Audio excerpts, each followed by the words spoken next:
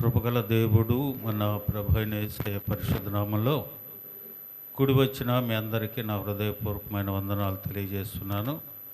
కొద్దిసేపు దేవుని మాటలు విందాం. పరిశుద్ధ గ్రంథము నుండి ఆదికాండ గ్రంథము 24వ అధ్యాయము 1వ వచనం. ఆదికాండ గ్రంథము 24వ అధ్యాయము 1వ వచనం.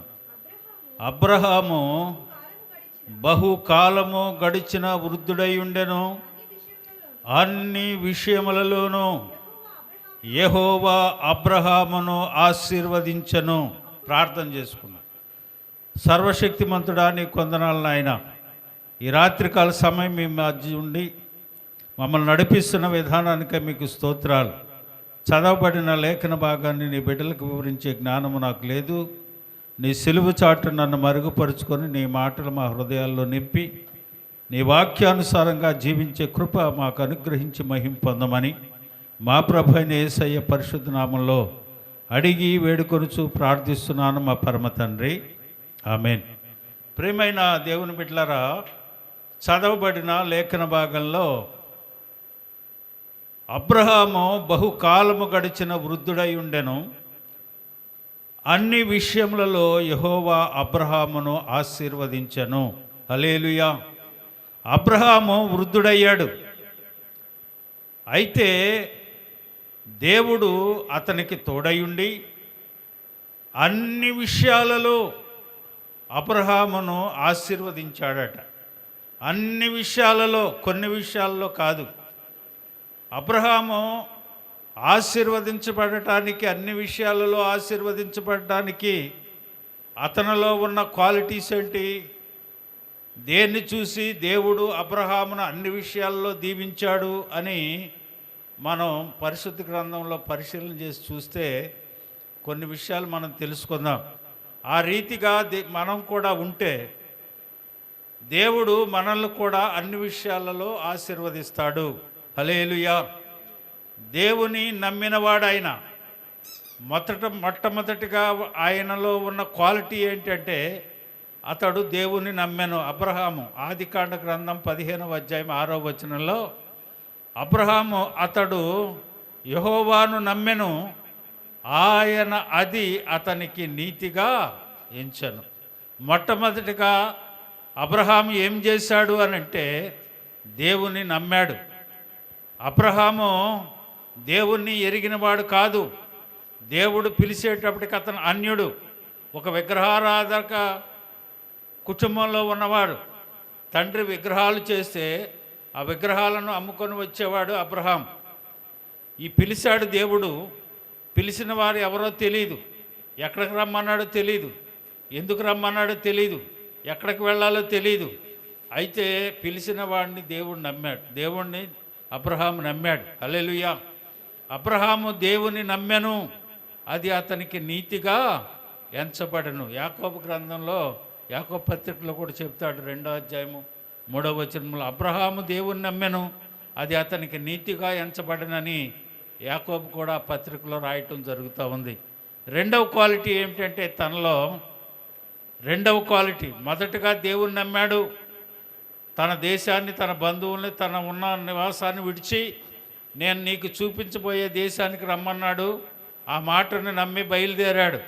రెండవదిగా అబ్రహాము ఏం చేసేవాడంటే ఆదికాండము 12వ అధ్యాయం 8వ వచనాన్ని మనం చూస్తే అక్కడ నుండి అతడు బయలుదేరి బేతేలుకు తూర్పునున్న కొండకు చేరి పడమటనున్న బేతేలుకును తూర్పునున్న హాయికిని మధ్యను గుడారము వేసి అక్కడ యెహోవాకు బలిపీఠము కట్టి యెహోవా నామమున ప్రార్థన చేశాను. హల్లెలూయా. తను బయలుదేరిన తర్వాత ఎక్కడికైతే వెళతా ఉన్నాడో, ఎక్కడైతే ఉంటా ఉన్నాడో అక్కడ ఒక బలిపీఠాన్ని కట్టి ప్రార్థన చేయటం మొదలుపెట్టాడు. ప్రార్థన అనే బలిపీఠాన్ని కట్టాడు. ప్రియమైన దేవుని బిడ్డలారా, నీతో ఉండవలసింది ప్రార్థన. ఎక్కడికి వెళ్ళినా నీవు బలిపీఠం కట్టి ప్రార్థన చేయాలి. ప్రార్థన చేస్తే దేవుడు తోడుంటాడు. నువ్వు ఎక్కడికో వెళ్తే దేవుడు తోడు ఉండడు. దేవుడు తోడు ఉండాలి అని అంటే మొదటిగా నమ్మాలి. ఎక్కడికి వెళ్ళినా, నువ్వు ఏ పని చేస్తా ఉన్నా, ఏ చోటు నువ్వు నివాసం ఉంటా ఉన్నా, బలిపీఠం కట్టి ప్రార్థన అనే బలిపీఠం కట్టి ప్రార్థన చేయటం మొదలు పెట్టాలి. మొదటగా నమ్మాడు, రెండవది బలిపీఠం కట్టి ప్రార్థించటం మొదలుపెట్టాడు. అలాగనే మూడవదిగా మనం చూసినట్లయితే దేవుని మాటను మీరినవాడు కాడు. మొదటిగా నమ్మాడు, ఎక్కడికి వెళ్ళినా ప్రార్థన అనే బలిపీఠం కట్టి ప్రార్థిస్తూ ఉండేవాడు. ఏం చెప్పినా దేవుని మాటను మేరకుండా అతను నెరవేర్చేవాడు. ఆదికాండము 22వ అధ్యాయము 2వ వచనాన్ని మనం చూసినట్లయితే, అప్పుడు ఆయన, నీకు ఒక్కడై ఉన్న నీ కుమారుని అనగా నీవు ప్రేమించుచున్న ఇస్సాకును తీసుకొని మోరియా దేశంనకు వెళ్ళి అక్కడ నేను నీతో చెప్పబోవు పర్వతములలో ఒక దాని మీద దహన బలిగా అతను అర్పించు అన్నాడు. హల్లెలూయా. వృద్ధాప్యంలో ఇచ్చాడు దేవుడు, ఆయనే ఇచ్చాడు. ఆయనే నీకు ఒక వాగ్దాన పుత్రుని ఇస్తానని చెప్పాడు, ఇచ్చాడు. అయితే మళ్ళీ దేవుడు ఏమంటా ఉన్నాడంటే, నీకు ఒక్కగానొక్క కుమారుడైన ఇస్సాకును తీసుకువెళ్ళి ఆ మోరియా పర్వతం మీద దహన బలిగా అర్పించు అని అన్నాడు. ఇదేమిటండి, దేవుడే ఇచ్చాడు, మరలా దేవుడే తీసుకొచ్చి దహన బలిగా అర్పించమంటా ఉన్నాడు, బలి అర్పించమంటా ఉన్నాడు అని మనం సనుక్కోవచ్చు, కొనుక్కోవచ్చు, దేవుణ్ణి తిట్టుకోవచ్చు, దేవుని మీద చిరాకు పడవచ్చు, ఏదైనా చేయొచ్చు. కానీ ఆయన ఏం చేశాడు? దేవుని మాటను మీరలేదు. హల్లెలూయా. దేవుని మాటను మీరలా. తర్వాత ఆయన ఏం చేస్తా ఉన్నాడు? నాలుగవదిగా దేవుని మీదే ఆధారపడతాడు. దేవుడు చెప్పాడు, ఆ మాటను తీసుకున్నాడు, మాటను మీరకుండా బయలుదేరాడు. తర్వాత ఆయన దేవుని మీద ఆధారపడతా ఉన్నాడు. ఆదికాండం 22వ అధ్యాయము 14వ వచనాన్ని మనం చూసినట్లయితే, అబ్రహాము ఆ చోటికి యెహోవా ఈరే అని పేరు పెట్టెను, అందుచేత యెహోవా పర్వతం మీద చూసుకును అని నేటి వరకు చెప్పబడుతూ ఉంది. దేవుని మీద ఆధారపడ్డాడు. కుమారుడు అడుగుతున్నాడు, అయ్యా అన్నీ ఉన్నాయి కానీ దహన బలికి గొర్రె పిల్ల ఏది అని ఇస్సాకు అడిగినప్పుడు ఆయన ఏమంటా ఉన్నాడు? యెహోవా ఈరే, దేవుడే చూసుకుంటాడు. దేవుని మీద ఆధారపడాలి. ప్రియమైన దేవుని బిడ్డలారా, ఎలాంటి స్థితి పరిస్థితి నీకు సంభవించినా చివరికి తన కుమారుని దహన బలిగా అర్పించమని దేవుడు చెప్పినా చీకుపడలా, చింతపడలా, దేవుని మీద సనుక్కోవాలా, ఏమీ చేయలా. దేవుని మాటను మేరకుండా వెళ్ళాడు, దేవుని మీద ఆధారపడ్డాడు. దేవుడే అతనికి తోడై ఉన్నట్లుగా మనం చూస్తాం. హల్లెలూయా. ఆదికాండం 21వ అధ్యాయం 22వ వచనంలో, ఆ కాలమందు అబీమెలెకును అతని సేనాధిపతి అయిన ఫిలెహోలును అబ్రహాముతో మాట్లాడి, నీవు చేయు పనులన్నిటిలోనూ దేవుడు నీకు తోడై ఉన్నాడు. హల్లెలూయా. దేవుడే నీకు తోడై ఉన్నాడని ఒక అన్యులు సాక్ష్యం చెప్తా ఉన్నారు తన గురించి. అలాగుండాలి మనం. నువ్వు చేసే క్రియలను బట్టి, నువ్వు చేసే పనులు బట్టి, నీ విశ్వాసాన్ని బట్టి, నీ నమ్మకాన్ని బట్టి, అయ్యో అతనికి దేవుడు తోడై ఉన్నాడు అనేటట్టుగా మనం ఉండాలి. ప్రియమైన దేవుని బిడ్డలారా, ఈ రాత్రికాల సమయం దేవుని వాక్యాన్ని వింటున్న మనం చాలా జాగ్రత్తగా దేవుణ్ణి వెంబడించవలసిన వారంగా ఉన్నాం. చూడండి, ఆ రోజుగా అతడు దేవుని స్నేహితుడైపోయాడు. 2వ దినవృత్తాంతాల గ్రంథం 20వ అధ్యాయం 7వ వచనంలో, నా సేవకుడు అయిన ఇశ్రాయేలు, నేను ఏర్పరచుకున్న యాకోబు, నా స్నేహితుడు అయిన అబ్రహాము సంతానమా అని అంటా ఉన్నాడు. ఏమైపోయాడు? యెషయా గ్రంథం 41:8, నా సేవకుడు అయిన ఇశ్రాయేలు, నేను ఏర్పరచుకున్న యాకోబు, నా స్నేహితుడు అయిన అబ్రహాము సంతానమా. ఏమయ్యాడట అబ్రహాము? దేవునికి స్నేహితుడయ్యాడు. చూడండి ఎంత గొప్ప భాగ్యం. దేవుడే మానవునికి స్నేహితుడిగా ఉంటా ఉన్నాడు. అతనిలో ఉన్న క్వాలిటీ ఏంటి? దేవుణ్ణి నమ్మాడు, దేవునికి ఎక్కడికి వెళ్ళినా బలిపీఠాన్ని కట్టుకొని ప్రార్థించేవాడు, దేవుని మాట మీరకుండా ఉండేవాడు, దేవుని మీద ఆధారపడ్డాడు, దేవుడు అతనికి తోడై ఉన్నాడు. అంతేకాదు, ఆయనకి దేవుడు స్నేహితుడిగా ఉన్నాడు. హల్లెలూయా. చూడండి, హెబ్రీ పత్రిక 7వ అధ్యాయం 4వ వచనంలో, మెల్కీసెదెకు క్రమము చొప్పున దశాంశాలు ఇచ్చేవాడట ఆయన. ఇతడెంత గనుడో చూడుడి, మూల పురుషుడైన అబ్రహాము అతనికి కొల్లగొన్న శ్రేష్టమైన వస్తువులలో 10వ వంతు ఇచ్చాను. హల్లెలూయా. దేవునికి ఇవ్వవలసినవి అతను క్రమము తప్పకుండా ఇచ్చేవాడట. దశమాంశములు ఇవ్వటంలో, దేవునికి ఇవ్వటంలో అతడు తప్పనివాడు. చూడండి, హెబ్రీ పత్రిక 11:8 ఆయన దేవునికి లోబడేవాడట. అబ్రహాము పిలువబడినప్పుడు విశ్వాసమును బట్టి ఆ పిలుపునకు లోబడి తాను స్వాస్యముగా పొందనయున్న ప్రదేశమునకు బయలు వెళ్ళెను, మరియు ఎక్కడికి వెళ్ళవల్ల అది ఎరుగకియే బయలు వెళ్ళెను. దేవునికి లోబడి ఆయన చెప్పిన మాటను విని ఆయన వెళ్ళినట్లుగా మనం చూస్తూ ఉన్నాం. అంతేకాదు, అతడు శోధించబడినప్పుడు కూడా శోధన జయించాడు. 11:17 హెబ్రీ పత్రికలో అబ్రహాము శోధించబడి విశ్వాసమును బట్టి ఇస్సాకును బలిగా అర్పించబడిన. హల్లెలూయా. అతను శోధించబడి కూడా శోధనలో నుంచి జయాన్ని పొందుకున్నాడు. ఒకవేళ నీకు శోధనలు వస్తే, ఒకవేళ మనకి ఇరుకులు వస్తే, మనకి ఇబ్బందులు వస్తే, దేవుడు మనకు చూస్తా ఊరుకోడు. వాటిని తప్పించి రక్షించగల సమర్థుడు మన దేవుడు. హల్లెలూయా.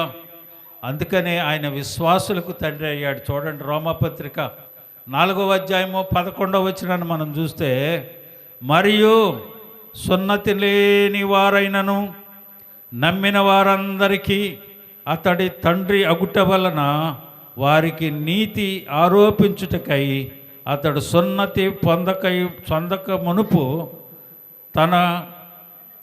తనకు కలిగిన విశ్వాసం వలనైన నీతికియు చదవత నీతికి ముద్రగా సున్నతి అను గుర్తు పొందాను. విశ్వాసులకు తండ్రి అయ్యాడు. ఆయన విశ్వాసులకు తండ్రి అయ్యాడు. దేవుడే అబ్రహామును గురించి సాక్ష్యం ఇస్తూ ఉన్నాడు. ప్రియమైన దేవుని బిడ్డలారా, దేవుడు మనకు సాక్ష్యం ఇవ్వాలండి. ఎవరో కాదు మనకి ఇవ్వాల్సిందే, ఎవరో కాదు మనకు చేయాల్సిందే, ఎవరో కాదు మనల్ని ఆదరించవలసింది. దేవుడు అబ్రహామును గురించి ఒక సాక్ష్యం ఇస్తూ ఉన్నాడు. ఆదికాండము 18:19 చూడండి ఒకసారి. ఆదికాండము 18:19 ఎట్లనగా యెహోవా అబ్రహాము గూర్చి చెప్పినది అతనికి కలుగజేయునట్లు తన తరువాత తన పిల్లలను తన ఇంటివారును నీతి న్యాయములు జరిగించుచు యెహోవా మార్గమును గైకొనుటకు అతడు వారికి ఆజ్ఞాపించినట్లు నేనతని ఎరిగి ఉన్నాను. హల్లెలూయా. తన తర్వాత తన పిల్లల్ని తన మార్గంలో నడిపిస్తాడని నాకు తెలుసు అని దేవుడి అబ్రహామును గురించి సాక్ష్యం ఇస్తూ ఉన్నాడు. ప్రియమైన దేవుని బిడ్డలారా, అలాగున దేవుడు మన గురించి సాక్ష్యం ఇవ్వగలిగితే, దేవుడు మనల గురించి సాక్ష్యం ఇవ్వగలిగేటట్లుగా మనం ప్రవర్తిస్తే అన్ని విషయములలో దేవుడు అబ్రహామును ఆశీర్వదించను. హల్లెలూయా. ఊరికి ఆషామాషిగా ఆశీర్వాదాలు రావు. ఊరికి ఆషామాషిగా మనం రాదు. ఎక్కడో అక్కడ చేస్తున్నాడు, ఇక్కడ చేస్తున్నాడు, అక్కడ చేస్తున్నాడు అంటే ఆశీర్వాదాలు రావు. ఒకే మాట చెప్తాడు యేసయ్య. యేసయ్య తన శిష్యులను తయారు చేసి పంపించేటప్పుడు మత్తయి సువార్త 10వ ఏం చెప్తాడు తెలుసా? అయ్యా, నేను మీకు అభిషేకం ఇచ్చాను, అధికారాన్ని ఇచ్చాను, అన్నిటినీ ఇచ్చి పంపిస్తా ఉన్నా. ఏ గృహానికైతే మీరు వెళతారో ఆ గృహము యోగ్యమైనదైతే నేను ఇచ్చే దీవెనలు సమాధానాలు ఆ గృహానికి వెళతాయి. లేదంటే అవి ఏమవుతాయట? తిరిగి వచ్చేస్తాయంట. ప్రియమైన దేవుని బిడ్డలారా, ఆశీర్వాదాలు పొందుకోవటం మనకు తెలియక ఎగబడిపోతూ ఉంటాం మనం. కానీ దేవుని వాక్యం అంటా ఉంది, అది నీలోనే ఉంది. ఆ గృహము యోగ్యమైనది అయితే నేను ఇచ్చు సమాధానము దాని మీదకి వెళుతుంది. అది అయోగ్యమైతే ఏంటంట? తిరిగి వస్తుందా? మనతో ఉంటుందా? ఎక్కడుంది అది? ఏమై ఉండాలట? ఎవరోగ్యమై ఉండాలి? నీ గృహము యోగ్యమై ఉండాలి. అంతేగాని ఎవరి దగ్గరకో వెళ్ళి భజన చేసేసుకుని వస్తే ఆశీర్వాదాలు ఇంట్లో కుప్పలు తెప్పలుగా రావు. మనం దేవుని మొదటగా చేసింది ఏంటిది? దేవుని నమ్మాడు, ప్రార్థనని బలిపీఠాన్ని కట్టాడు, దేవుని మాటను మీరకుండా ఉన్నాడు, దేవుని మీద ఆధారపడ్డాడు, దేవుడే అతనికి తోడై ఉన్నాడు, దేవుడే అతనికి స్నేహితుడయ్యాడు. మెల్కీసెదెకు క్రమం చొప్పున ఆయన దశాంశాలు ఇస్తూ ఉన్నాడు. దేవునికి లోబడినవాడు, శోధించబడి శోధనలో జయాన్ని పొందాడు, విశ్వాసులకు తండ్రి అయ్యాడు, దేవుని చేత సాక్ష్యము పొందాడు. హల్లెలూయా. ఆ రీతిగా ఉన్నవాడే అన్ని విషయాలలో ఆశీర్వదించబడతాడు. కానీ ఎక్కడికో వెళ్ళి చేయి పెట్టుకుని ప్రార్థన చేస్తానో, ఎక్కడికో వెళ్ళి ఖర్చు తెస్తానో, ఎక్కడికో వెళ్ళి యాపిల్ తెస్తానో, ఎక్కడికో వెళ్ళి అరటిపళ్ళు తెస్తానో రావు. యోగ్యమైన వారై ఉండాలి, దేవుని చేత సాక్ష్యము పొందిన వారమై ఉండాలి. వాక్యాలు తెలియక, వాక్యం మనం అనుసరించక, మన ఇష్టానుసారంగా ప్రవర్తిస్తూ మనం లోకంలో ఉంటున్నాం.